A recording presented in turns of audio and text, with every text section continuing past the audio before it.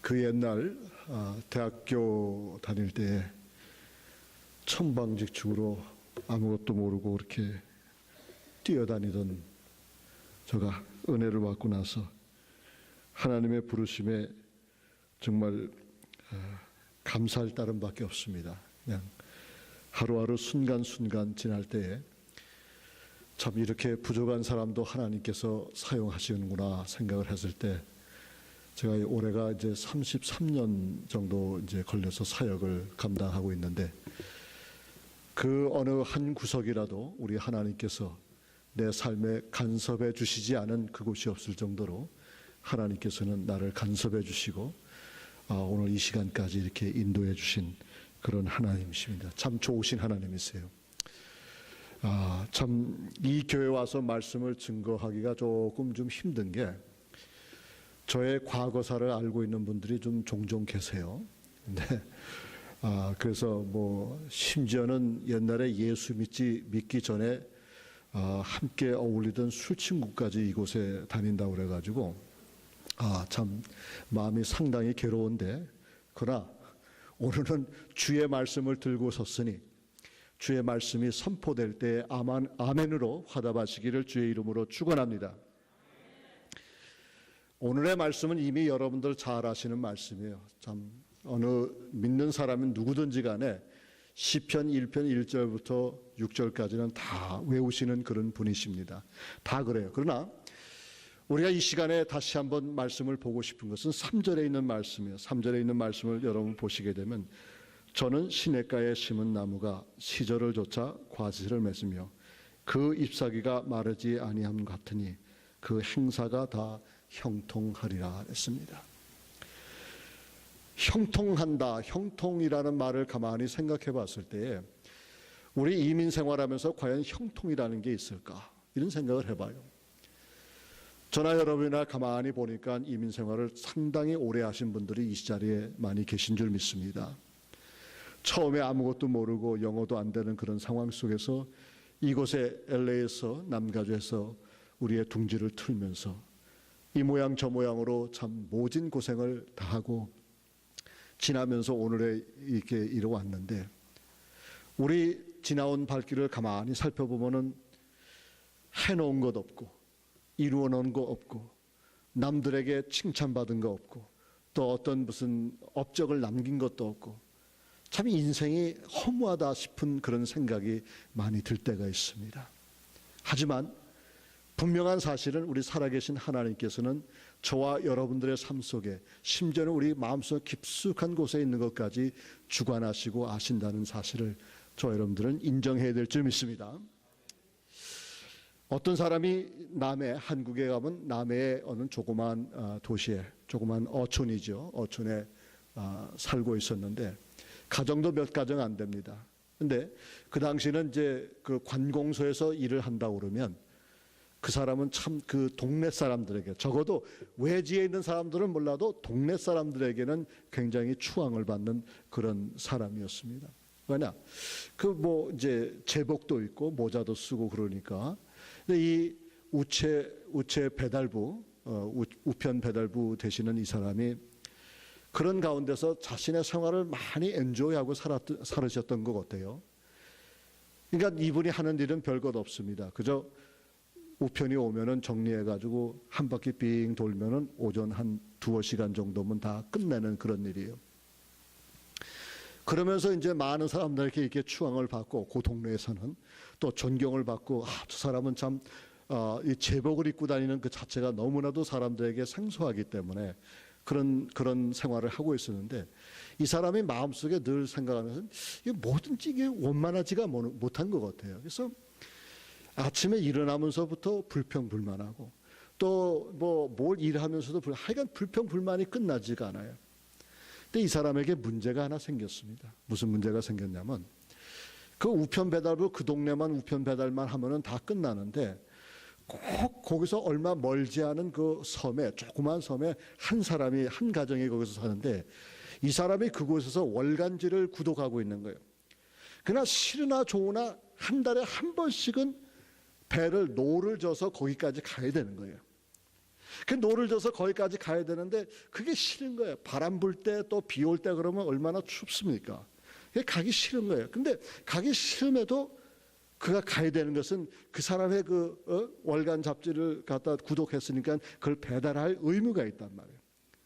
그날도 때가 돼가지고 이 사람이 배를 타고서 노를 지으면서 그대로 가는 게 아니라 날씨도 화창하고 따뜻하기도 하고 모든 게 다 이렇게 좋았는데 시작부터 불평하는 거예요. 계속 노를 지면서 왜 이렇게 배가 빨리 가지 않느냐, 왜 이렇게 흔들리냐, 하여간 뭐 별의별 불평을 다 하고 가는 거예요.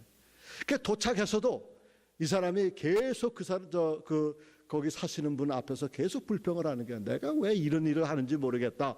당신이 여기 안 살면은 내가 한 달에 한 번씩 오지도 않을 그런 상황인데 당신이 왜 구태 여기 사는 것 때문에 내가 꼭 와야 되느냐. 그러면서 막 불평을 하니까 이 사람이 가만히 듣고 있다가 한마디 던졌어요.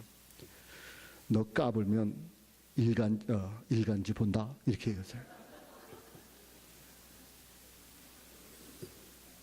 이해하시겠어요? 안 되면 집에 가시다가 웃으세요. 우리는 우리 상황에 대해서 감사함이 없습니다. 우리가 어떻게 살아가는지 우리가 물론 힘들어요. 이민 생활을 너나 할 것 없이 만약에 제가 이민 생활 힘들다 그러면 여러분들 동의할 겁니다. 만약 한국에서 갑자기 얼마 안 되신 분이 와서 이민 생활 힘들고 어떠고 저쩌고 하면 여러분들이 과연 그분이 이민 생활이 얼마나 힘든지 이해나 할 수 있을까? 근데 저는 여러분들과 같이 이민 생활을 20-30년 이렇게 같이 해오기 때문에 이민 생활이 그렇게 쉽지 않다는 사실은 피부로 느끼고 살아왔단 말이에요. 억울한 일 당해가지고 내가 정말 그걸 좀 대변을 하고 싶은데 이게 말이 짧잖아요. 아무리 그냥 영어 잘하는 사람 갖다 놓고서 통역하라고 해도 이 통역을 내 마음에 시원하게 통역을 못하는 거예요. 그 이리 맞고 저리 맞고 이리 찢기고 저리 찢기고 그러는 거예요. 그게 이민생활 아니겠습니까? 이러다 보니까 우리 심령이 굉장히 이게 많은 것이 누적돼 가지고 기쁨보다 즐거움보다는 내 삶 속에 이 괴로움과 불평 불만이 많은 거예요. 그러니까 실질적으로 저와 여러분들이 생각하고 싶은 것은 과연 내가 그렇게 인생을 살아가는데 실망과 실패 그런 좌절만 있겠느냐. 내가 매일매일 순간순간 불평만 하고 사는 그런 상황에 있다 하더라도 그렇게 하지 말아야 될 이유가 분명히 있는데도 불구하고 그걸 한단 말입니다. 무심코 던진 돌에 개구리가 뇌진탕 걸려서 죽었다는 얘기 알죠? 예? 나는 무심코 던졌지만은 맞은 그 개구리는 아주 그냥 뇌에 맞아가지고 정도 그 즉시 직사해버렸다는 얘기. 나는 별 의미 없이 이 말을 던졌는데 상대방이 그 말을 받고서 굉장히 괴로워하는 겁니다. 우리가 다 그 피해자 아니겠습니까? 그런데 실질적으로 저와 여러분들이 믿음 생활하는 가운데서 왜 활력소를 잃어버리고 우리가 믿음 생활하는 가운데 힘을 잃어버리냐? 우리의 정체성을 잘 모르기 때문에 그런 거예요. 내가 누구라는 것을 모르기 때문에 그러는 거예요. Who am I? 내 자신이 누구냐? 나는 어떤 존재냐라는 것을 모르기 때문에 또 알아도 그걸 피부로 느끼지 못하기 때문에 내가 맨날 이리 치고 저리 치고 이리 맞고 저리 맞고 그러다 이민생활 이렇게 하다 보니까 어느덧 머리가 빠지고 흰머리가 나고 아닙니까 여러분들? 옛날에는 우리 젊은 종 어린 종 하던 사람이 이제는 축도 아니면 안 불러요 사람들이. 저도 30-40년 살다 보니까 나도 모르게 그렇게 돼버린 거라요. 그럼 과연 예수를 믿는 사람들이 교회에서 예배를 드리는 예배자들이 이렇게 실망과 아니면 좌절 가운데서만 살아야 되느냐? 그러면 우리가 소위 영어로 얘기하면 missing blade가 어디냐 이게? 예? 날이 빠진 날이 어디냐 이게? 내가 실수한 그 부분이 내가 떨어진 곳이 어디냐? 내가 실수해서 떨어진 곳이 그곳이 어디냐? 이것을 우리는 밝히 알아야 되는 것입니다. 여러분도 성경 가시셔서 우리 함께 역대하 26장을 한번 살펴보시길 원합니다. 역대하 26장 제가 가진 성경은 여러분들하고 좀 다르기 때문에 좀 다를 수가 있겠지만은 번역이 다르다는 얘기입니다. 성경이 다르다는 얘기가 아니라 말을 참 조심해야 되겠죠. 그래서 역대하 26장 1절의 말씀을 우리 한번 보게 되면은 이런 말씀이 있습니다.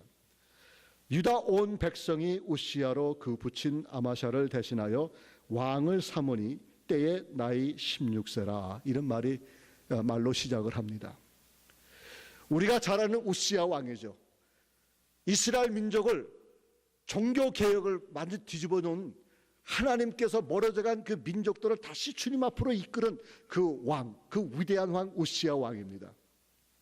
근데 이 우시야 왕을 보기 전에 그 전에 25장에 보게 되면 그 아버지 부왕인 아마샤 왕의 통치를 거기다 25장에 기록해 놓았습니다. 시간 관계상 25장의 내용은 이게 다 설명할 수 없겠지만은 여기서 보니까 이 1절에 아마샤가 위에 나갈 때에 나이 25세라 예루살렘에서 29년을 치리하니라 그 모친의 이름은 여호아단이고 예루살렘 사람이었더라 이렇게 얘기했습니다. 그 다음에 2절에 보니까 아마샤가 여호와 보시기에 정직히 행하기는 하였으나 온전한 마음으로 행치 아니하였더라 이렇게 했습니다. 이걸 보면서 이 아마샤 왕이 어떤 존재라는 것을 우리는 성경을 통해서 보는 거예요. 그 사람은 진실한 사람이라고 성경은 이야기합니다. 근데 여러분들, 우리 믿음 가운데서 진실만 가지고는 안 되는 겁니다. 진실이 필요 없다는 게 아니에요. 진실이 우리 믿음 속에서 아주 강력하게 이게 기초가 되어야 되는 것은 사실이지만, 진실 위에 하나님을 의존하고 하나님을 의지하고 하나님을 믿는 그 믿음이 있어야 되는 것입니다. 근데 아마샤는 완전히 그의 말년을 봤을 때 참으로 그 왕조에 기록되지 않은 그런 내용 것처럼 그 아마샤는 그 마지막이 아주 처참했다는 얘기입니다. 믿는 자, 하나님께서 그에게 왕권을 주시고 하나님을 경외할 수 있도록 모든 여건을 마련했는데도 불구하고 그는 하나님을 섬기지 않았다, 온전한 마음으로 섬기지 않았다고 성경은 말합니다. 근데 오늘은 아마샤에 대해서 얘기하려고 그런 게 아니라 이 아마샤가 가지고 있던 진실된 것, 또 아마샤가 이렇게 유다 나라를 이렇게 세울 때에 그가 만들어 놓은 모든 체계라든가 준비 과정, 이런 걸 보면서 우리 하나님께서는 어떠한 사람을 사용하기 위해서 미리 전초 작업을 아주 철저하게 한다는 그 사실을 저와 여러분들이 깨우치기를 원하는 것입니다. 우리가 무슨 일을 하거나 교회에서 무슨 선교 사역의 어떤 프로젝트를 하거나 모든 교회적으로 무슨 부흥회나 어떤 일을 하든지 간에 이 일을 하기에 앞서서 이미 하나님께서 미리 모든 것을 준비하기 위해서 전초 작업을 아주 확실하게 하신다는 그것을 여러분들 믿으시기 바랍니다. 모든 것이 그냥 되는 것이 아니에요. 모든 것이 그냥 저절로 바이 찬스로 되는 게 아니랍니다. 이 모든 것이 하나하나 주님의 섭리 속에서 계획되어지는 것입니다. 한 가지 예를 든다고 그러면 이스라엘 민족이 430년 동안 노예 생활을 했지 않습니까? 우리가 성경을 읽어왔을 때 참 이들이 부르짖었다고 했을 때 이들이 부르짖었을 때 그들의 하나님께 부르짖었다고 우리가 설명을 하는데, 여러분들 말씀을 계속 깊숙이 묵상해 보면 그거와 정반대의 사실을 여러분들이 발견할 수가 있어요. 어떤 걸 발견하냐면 이런 걸 발견합니다. 이게 430년이라는 세월이 지나고 있어요 지금. 그러면 430년이라는 세월 가운데서 과연 그들이 올바른 신앙생활을 했었겠는가? 야훼 하나님을 섬겼겠는가? 아브라함의 하나님이요 이삭의 하나님이요 야곱의 하나님인 그 하나님을 진정 알고 그들이 부르짖었겠는가 생각을 해보면 사실상 그러지 못했다는 사실을 우리가 발견할 수가 있어요. 430년이라는 세월이 지났습니다.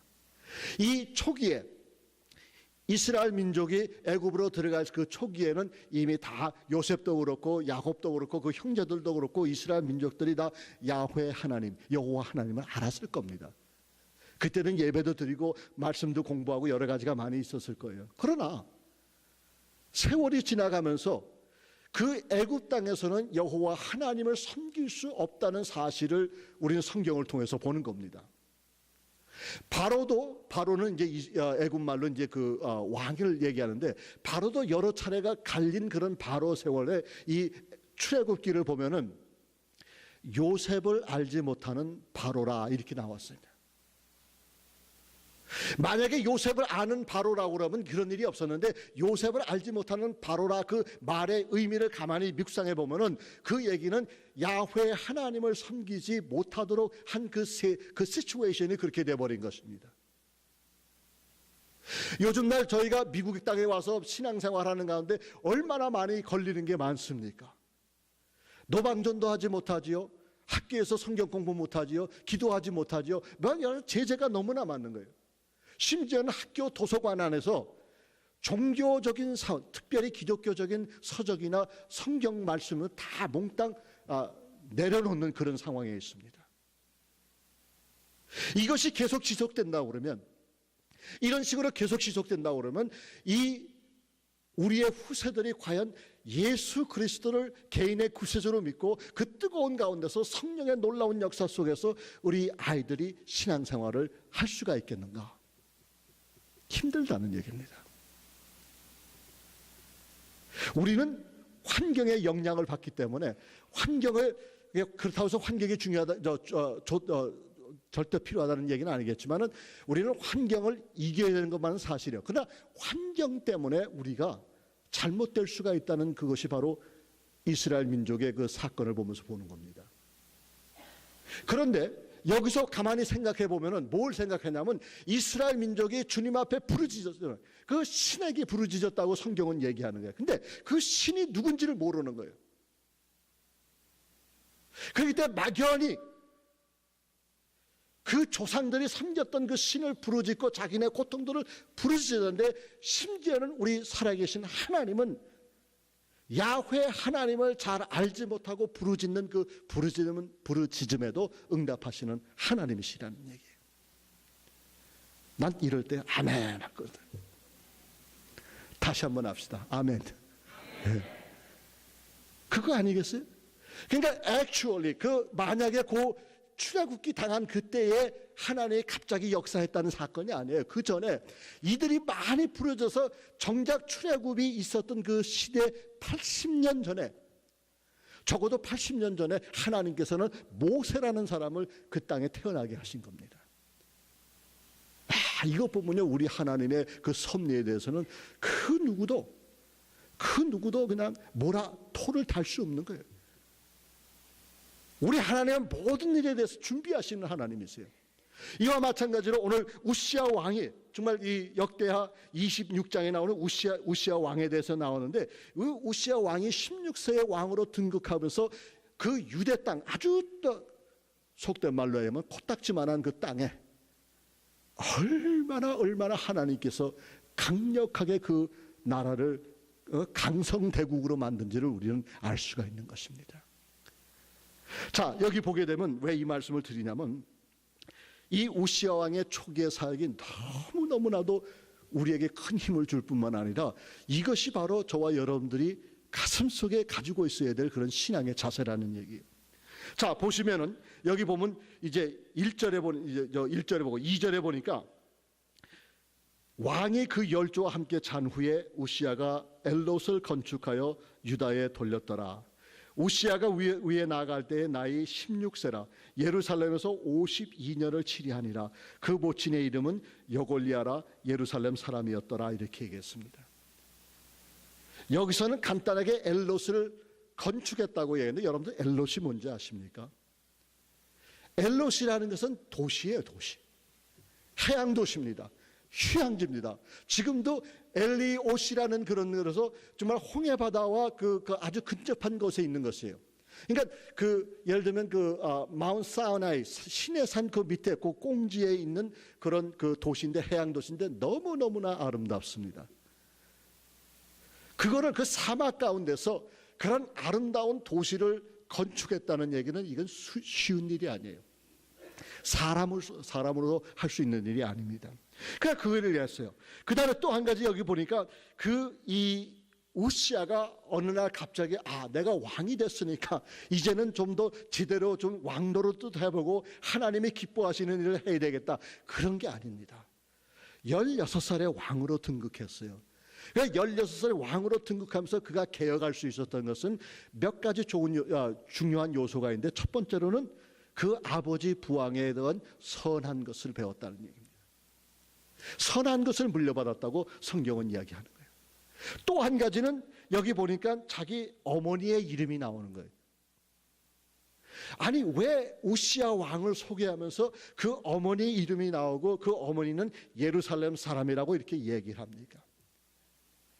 물론 다른 주석을 봐도 그렇고 뭐 봐도 아주 확실하게 찝어주는 얘기는 없어요. 그러나 제 마음 가운데 묵상하는 가운데 무슨 생각을 하냐면, 어머니가 대개 유대 문화를 봤을 때는 어머니가 신앙을 지키는 그 기둥이 되어버렸어요.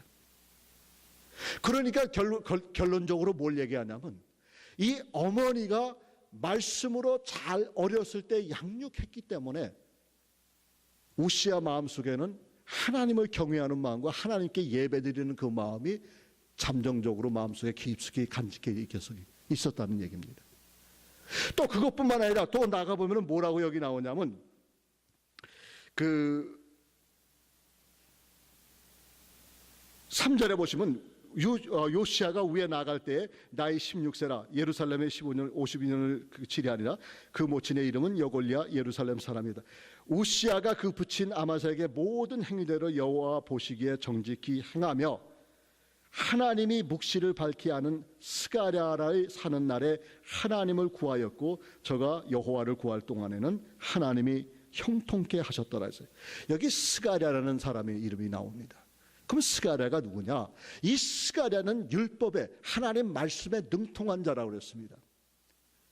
그러면 결국 왕을 둘러싸고 있는 카운슬 멤버죠. 왕을 이렇게 어드바이스하는 그 사람이 다른 사람이 아니라 하나님 말씀에 능통한 사람이 그 왕을 지키고 있었다는 얘기입니다. 왕에게 말씀을 가르쳤다는 얘기입니다. 그러다 보니까 하나님께 향한 그의 마음이 절대적으로 일편단심 변함이 없다는 얘기는, 어려서부터 하나님 말씀을 배운 데다가 계속해서 그의 7일 동안 52년 7일 동안 계속해서 이 스가랴라는 사람의 뒤에서 하나님의 말씀을 가르쳐 주었다는 얘기입니다. 그래서 저와 여러분들이 교회에서 성경 공부나 이 성경 교육이 왜 중요한지를 여러분들 아셔야 되는 겁니다. 하나님의 말씀을 증거해도 하나님의 말씀의 내용을 알지 못하면요, 여러분들 신앙생활을 자신 있게 할 수가 없습니다. 그 자신 있게, 그러면 성경 말씀을 알면 다 자신 있게 하느냐? 물론 그럴 수도 있지만 또 내 생활이 그것이 말씀화되기 전까지는 좀 힘든 과정은 있어요. 말씀은 알지만 말씀대로 내가 그 말씀대로 훈련하기는 힘든 거는 인정을 합니다. 그렇지만 하나님 말씀을 전혀 몰랐을 때에 마음이 그리 답답하지 없어요. 제가 이제 전도사님들이나 목사님들 이렇게 얘기 들어보면 요즘에 젊은 친구들 보면 하나님 말씀을 모른다고 그래요. 아주 간단한 복음서에서 나오는 그런 어떤 간단한 그 비유 자체도 모른다고 그렇게 얘기를 합니다. 그 얘기는 뭐냐면 우리가 가르치지 않았기 때문에 그런 거예요. 그래서 이런 걸 보면서 정말 여기서 핵심되는 얘기는 26장 5절이 그 핵심되는데, 여기 보니까 스가랴 사는 날에 하나님을 구하였고 저가 여호와를 구할 동안에는 이런 얘기가 나옵니다. 그러면 우리가 믿음 생활하면서 형통할 수 있고, 우리가 믿음 생활하면서 실질적으로 저와 여러분들이 기쁨과 즐거움과 주님이 주시는 그 소망과 사명감을 가지고 신앙 믿음 생활했을 때 가장 핵심적인 건 뭐냐면, 내가 여호와를 의지할 때에, 내가 여호와를 의지하고 여호와를 믿을 때에 그때 내가 형통할 수가 있다는 사실을 믿으시기 바랍니다. 그거예요, 여러분. 인생을 어떻게 살라? 여러분들 다른 사람한테 배울 필요가 없어요. 우리가 인생을 그렇게 살아왔습니다. 예? 가르쳐주는 사람도 있지만 가르쳐주는 사람 없어가서 이리 지치고 저리 지치고 여기서 깨지고 저기서 깨지고 그러면서 저희들은 여기까지 온 거예요. 예? 누구 보고 인생이 어떠고 저쩌고 얘기하지 말라는 얘기입니다. 그렇지만 성경에서 뭐라고 얘기합니까? 나의 형통함이 어디냐면, 나의 형통함은 내가 여호와를 알 때에, 여호와를 믿었을 때에, 내 믿음이 여호와께 심겨졌을 때에 여호와께서 책임을 지는 겁니다.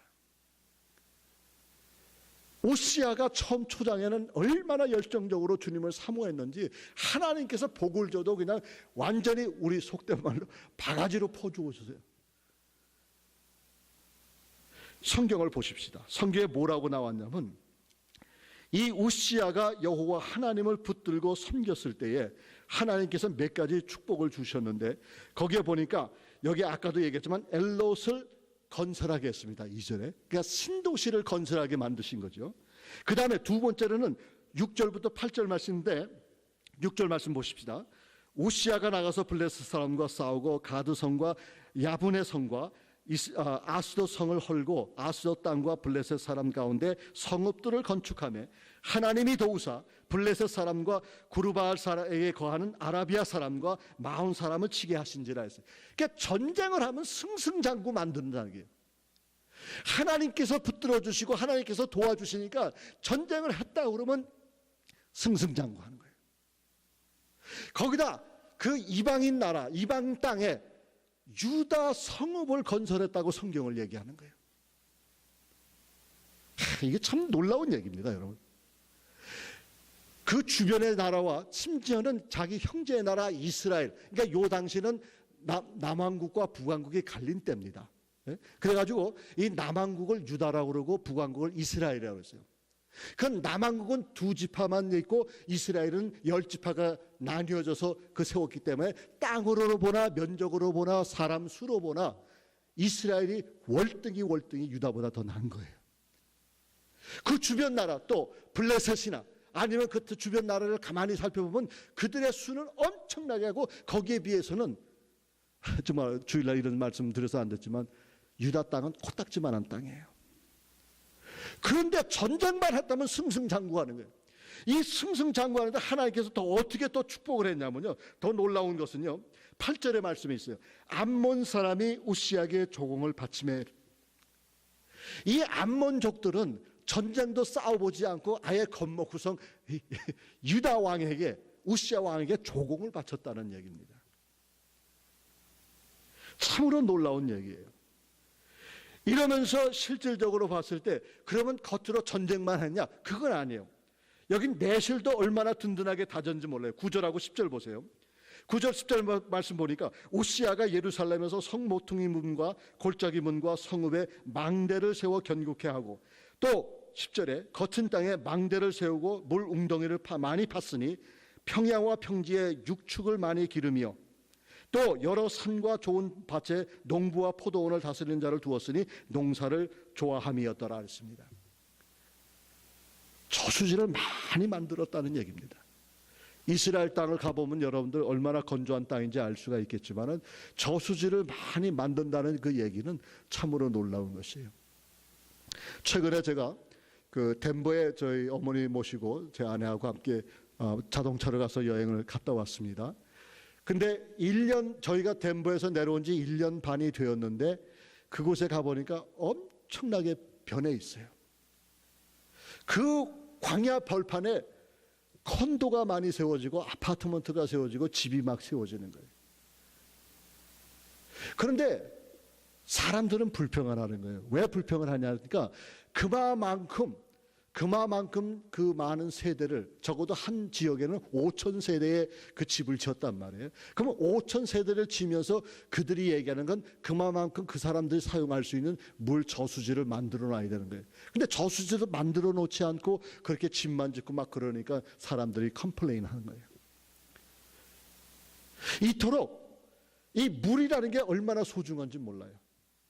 만약에 이 생수라는 것을 봤을 때 이 생수는 결국은 여러분 보세요. 이제 앞으로 전쟁이 있으면 안 되겠지만 전쟁이 만약에 있다 그러면 이건 기름도 아니고 종교도 아니고 물 전쟁이에요, 여러분들. 그런데 이 우시야 왕은 그 하나님께 지혜를 주셔가지고 그가 있는 곳마다 많은 웅덩이를 팠다 그러고 저수지를 만들었다 그러고 농기구를 통해 사용해가지고 농사를 많이 졌다는 얘기예요. 농사를 진 이유가 뭡니까? 백성들을 살리고 군인들을 왕성하게 하는 게 그런 게 아니겠습니까? 더 나아가 보면은 그것뿐만 아니라 여기는 군사훈련을 하는데 군사훈련을 엄청나게 하고 그 안에 특별히 뭐라고 그러냐면 여기에 보니까 명장 아마세아라는 명장 하나냐가 여기 나옵니다. 왜 명장 하나냐라고 이렇게 설명을 했을까? 왕을 보위하면서 왕을 충고하는 그 말씀 학자인 스가랴도 있었지만은 더 중요한 것은 그 나라를 지킬 수 있는 명장들이 그를 포진하고 있었다는 얘기예요. 그런 것뿐만 아니라 뭐가 또 나오냐면 여기서 보면은 그 명장 밑에 2600의 족장들이 그를 돕고 있다 그래서 결국 그 조그만 나라에서 얼마나 수가 모였냐면은 적어도 여기 보니까 30만 얼마라고 그랬죠? 예. 얼마요? 족장 수가 알고 13절에 보니까 그 수하의 군대가 30만 7,500명이라고 그랬어요. 그 조그마한 나라에 이만큼 할 수 있었다는 게 얼마나 놀라운 얘기입니까?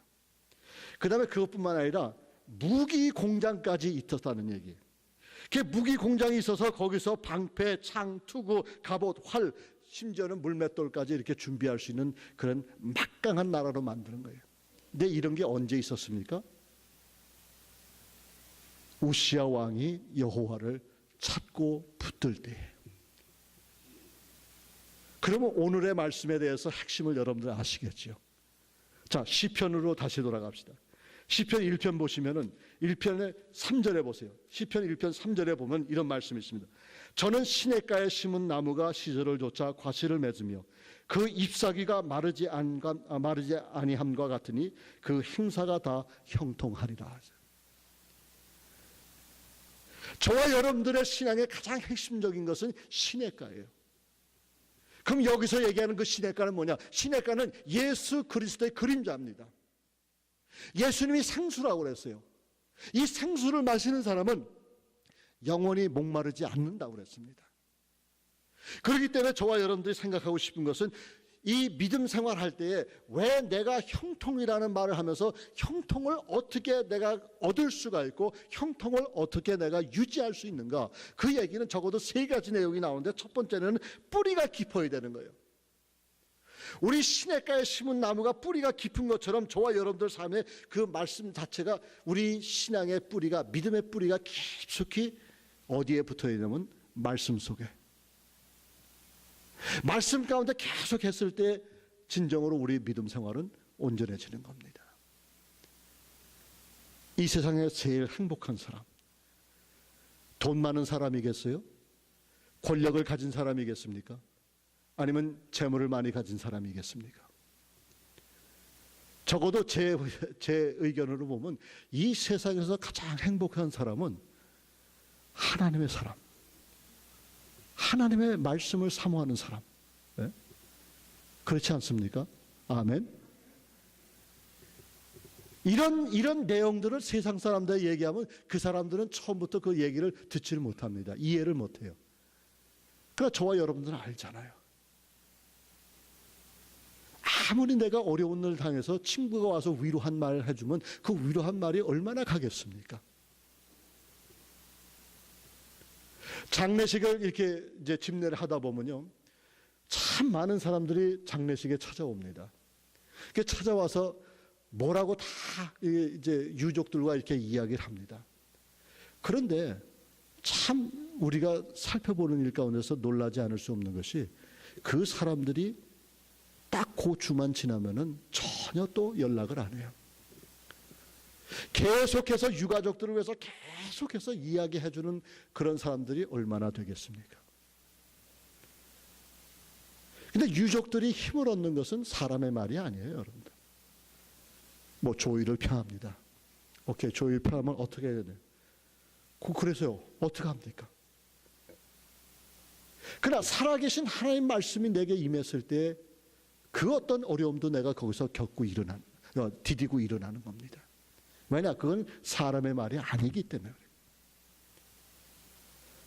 이것이 고리타분한 얘기일지 몰라도 여러분들과 저는 이 말씀을 가슴에 깊숙이 넣어야 되는 거예요. 왜냐하면 우리의 믿음의 뿌리가 깊숙이 하나님 말씀 속에 묻혀지지 않는다 그러면요, 우리가 올바른 신앙생활을 할 수가 없는 것입니다. 예레미야서 17장 5절과 6절에 보면은 우리의 인생은 하나님을 떠난 인생은 정말 떨기나무와 같다 이렇게 얘기했습니다. 그러면 이 떨기나무에 보면 이 떨기나무라는데 이게 떨기나무라고 얘기하지 말고 영어로 얘기하면 그 부시입니다. 부시하고 추리를 얘기할 수가 있어요. 나무 부시하고 나무를 얘기할 수가 있는데 그러면 부시하고 나무가 다른 게 뭐냐? 둘 다 생명력이 있어요. 그렇죠? 둘 다 생명이 있어요. 생명이 있으니까 저 광야에 자라는 그 부시도 자라는 거 아니겠습니까? 그렇죠?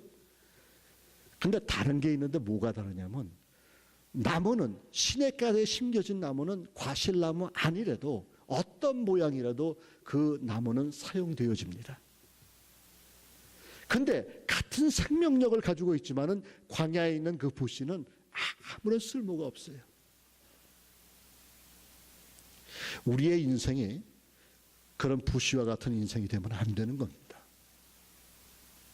내가 믿음 생활하면서 10년, 20년, 30년, 40년, 심지어는 50년, 60년을 교회 생활했다고 그래서 여러분들, 세상 사람들은요, 어떤 전문직에서 오랫동안 일을 하게 되면 그 사람을 불러서 우리는 전문인 이렇게 부르고 있습니다. 프로페셔널 이렇게 얘기하고 있습니다. 근데 우리는 우리 마음속에 우리 존재 가치에 대해서 분명히 알지 못하기 때문에 우리는 광야에서 나는 부시와 같은 그런 존재밖에 될 수가 없는 거예요. 왜냐하면 하나님의 말씀이 묵상되어지지 않고 하나님의 말씀이 우리 생활 속에서 생활화되어지지 않았기 때문에 그런 거예요. 그래서 여러분들 보세요. 내가 주님 안에서 형통하는, 여러분들 그래서 제가 이런 말씀하잖아요. 부자와 부요한 사람이 다르다는 거예요.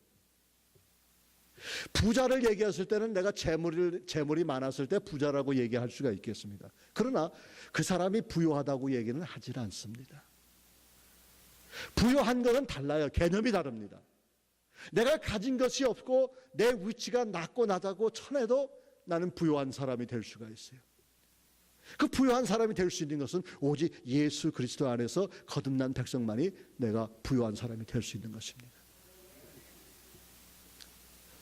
내가 먹을 것이 없고 내 이름이 명성이 있지 않아도 나는 마음속에 행복하고 I have joy in my heart 이렇게 얘기할 수 있는 내용이 뭡니까? 그 원인은 예수님밖에 없는 거예요.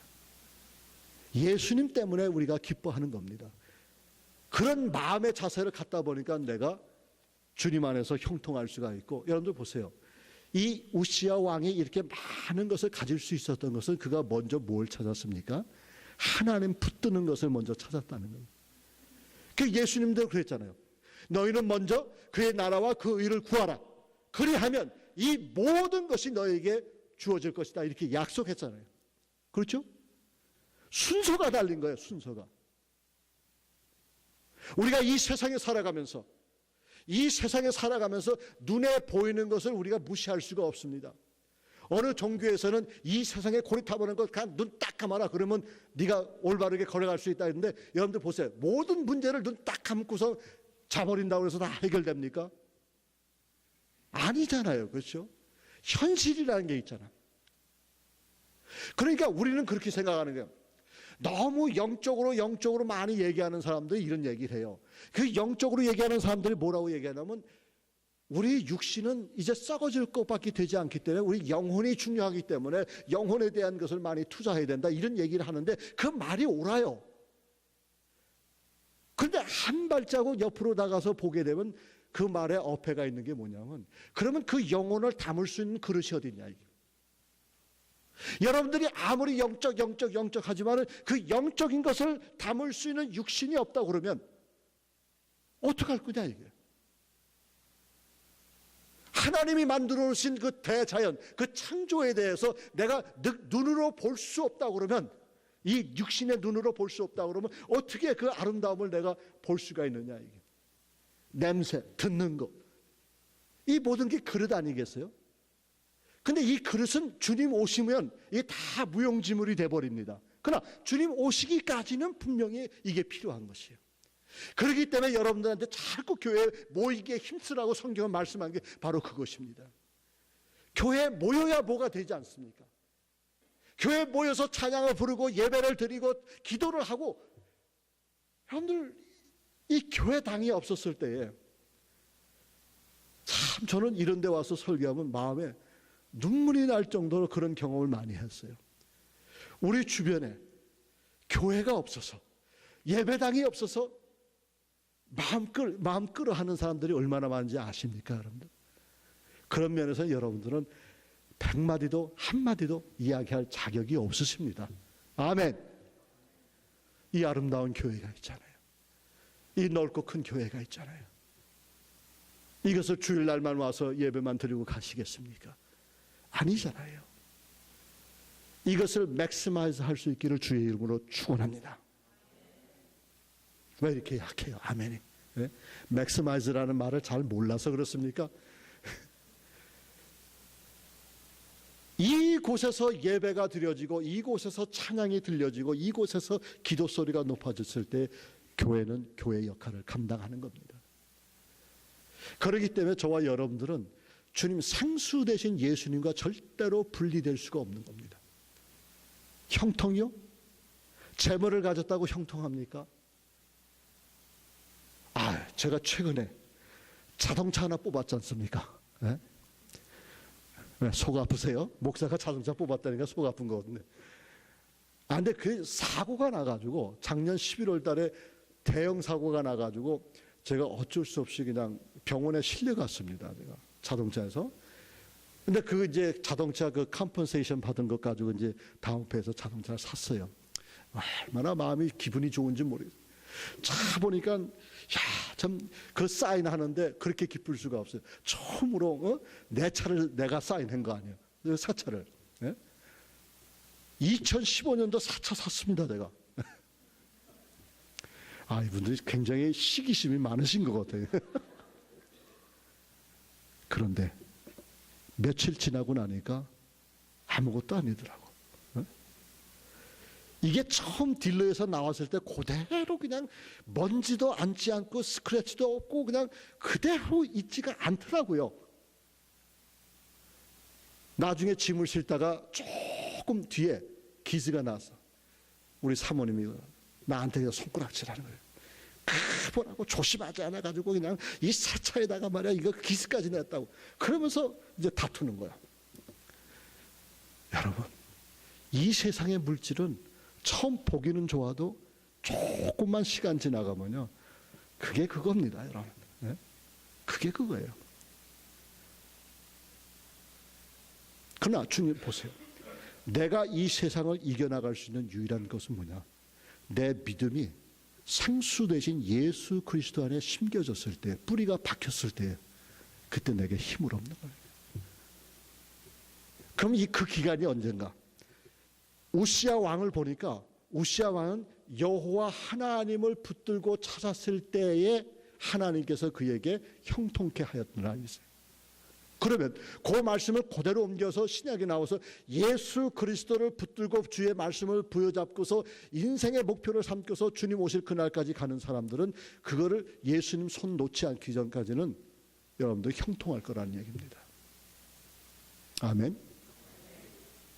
힘들죠, 여러분들. 이민생활. 여기 이 교회뿐만 아니에요. 제가 지금 집회를 다니다 보면은 교회가 전부 노쇠해 가요.